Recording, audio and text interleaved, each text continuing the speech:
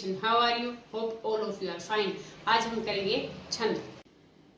छंद शब्द जो है वो छद धातु से बना है, जिसका अर्थ होता है खुश करना या आह्लादित करना, जो मात्रा और वर्ण के नियमित संख्या के विन्यास से उत्पन्न होती है। परिभाषा देखते हैं। छंद की परिभाषा क्या है?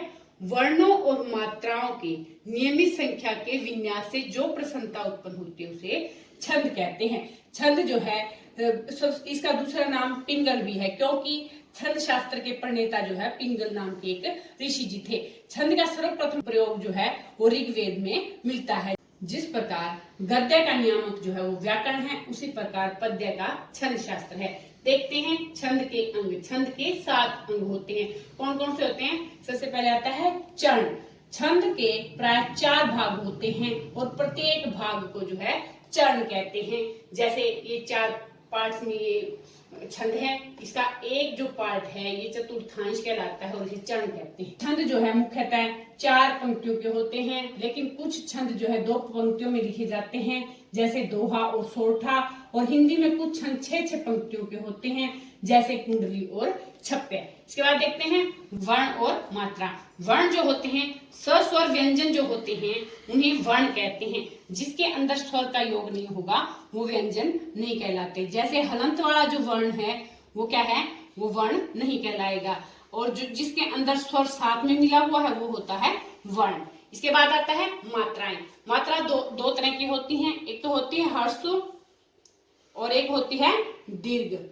ह्रस्व में कौन कौन सी मात्राएं आती हैं? जैसे अ, छोटी ई, छोटा ऊ और री। इसी तरह दीर्घ में बड़ा आ, बड़ी ई, बड़ा ऊ, ए, आई, ओ, औ। ये जो मात्राएं हैं ये दीर्घ में आती हैं। ह्रस्व के लिए पाई का प्रयोग किया जाता है, जिसे खड़ी डंडी बोलते हैं। और इसके लिए जो चिन्ह होता है दीर्घ के लिए इस तरह का चिन्ह होता है। इससे एक मात्रा की गणना होती है, इससे 2 मात्राओं की गणना होती है। कहने का भाव है कि जहां पर दीर्घ मात्रा होगी वहां पर जो है मात्राओं की डबल गिनती होगी, 2 के रूप में गिना जाएगा। जहां पर ह्रस्व स्वर है वहां पर मात्रा 1 गिनी जाएगी। जैसे इसके अंदर हमने गिना है रहीमन पानी राखिए। रहीमन इसके साथ जो है एक वर्ण, इसमें एक मात्रा का वो है, इसमें छोटी की मात्रा इसलिए ये भी एक मात्रा है। माँ और न जो है इसमें भी एक एक मात्रा है। पानी बड़े आ की मात्रा, बड़ी ई की मात्रा, इसलिए यहाँ पर डबल मात्रा। इस तरह से ये गिनती की जाती है। आगे आता है संख्या और क्रम। संख्या और क्रम क्या होता है? संख्या जो होती है इन सब की गिनती करना, जितनी मात्राएं हैं या जितने वर्ण हैं उनकी गिनती करना संख्या कहलाती है। और क्रम जो होता है वो यगन मगन तगन ये वर्णिक छंदों के अंदर आता है, उसे हम क्रम कहते हैं। संख्या जैसे टोटल संख्या गिनी जाती है। जैसे इसके अंदर हमने संख्या गिनी तो इसकी जो है 13 मात्राएं हैं, इसकी 11 है। इसी तरह तीसरी जो पंक्ति है इसकी 13 और इसकी 11। इस तरह से ये जो है क्या है? दोहा है, जो कि रहीम जी का है। इसके बाद आता है गण। गण जो है वो वर्णिक छंदों में प्रयुक्त होते हैं। गण जो है मुख्य रूप से 8 होते हैं। इसके लिए एक सूत्र का प्रयोग किया जाता है, जो है यमाता, राज, भान, सलगा। ये जो है सूत्र इसका प्रयोग किया जाता है। इसके अंदर जो है गण जो होते हैं वो मुख्यतः 3 होते हैं।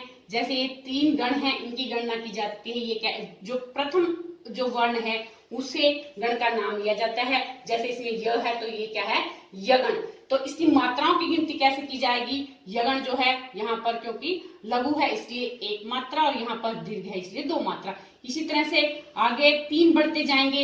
इन तीनों में जो है दीर्घ मात्रा है, इसलिए तीनों के लिए जो है मात्राओं का जो है मगन के अंदर तीनों दीर्घ मात्राएं आती हैं। इसके बाद आता है तगन।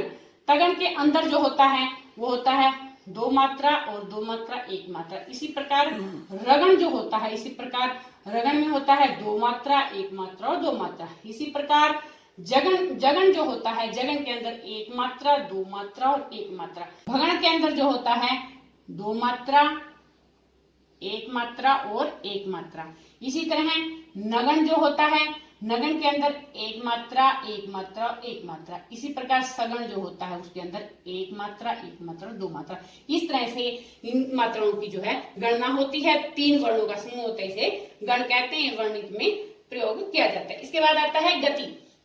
गति क्या होती है? फ्लुएंस जो होता है, जो लयात्मकता होती है उसे गति कहते हैं, जो कि प्रत्येक छंद के अंदर बड़ी जरूरी है। इसके बाद होता है यति। यति का मतलब होता है विराम, रुकना, ठहराव आना। जब हम कोई एक बात कहने के बाद थोड़ा रुकते हैं तो उसे हम यति कहते हैं, जिसे अल्प विराम भी कहते हैं। जैसे रहीमन पानी डालती, यहाँ अल्प विराम लगाया तो ये क्या है? यति है। इसके बाद आता है तुक।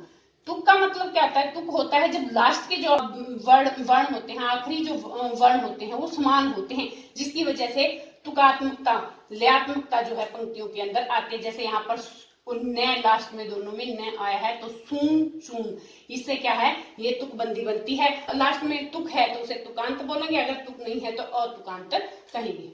छंद के भेद देखते हैं। छंद के 3 भेद होते हैं, मात्रिक छंद, वर्णिक छंद और मुक्तक छंद।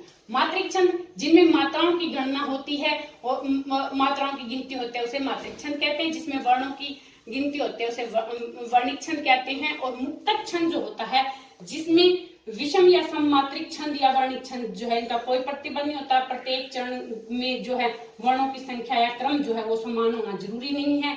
जिसके अंदर मात्राओं की कोई निश्चित व्यवस्था होना या नाद या ताल के आधार पर पंक्तियों में लय आना, ये जो है जरूरी नहीं है। मुक्तक छंद में निराला जी की जो कविता है जूही की कली, ये इसका उदाहरण है। इसके बाद देखते हैं मात्रिक छंद के अंदर 3 भेद होते हैं इसके, सममात्रिक छंद, अर्ध सम और विषम मात्रिक छंद।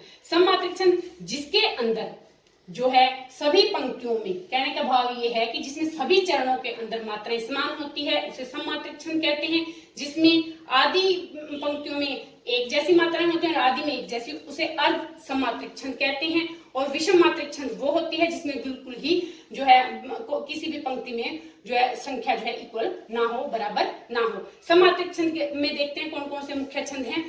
सबसे पहले है चौपाई। चौपाई के अंदर 16 मात्राएं होती हैं, रोला में 24 मात्राएं होती हैं, गीतिका में 26 मात्राएं होती हैं और हरि गीतिका में 28 मात्राएं होती हैं। इसको याद करने की एक ट्रिक है, चोरो, गीति, हरि गीतिका।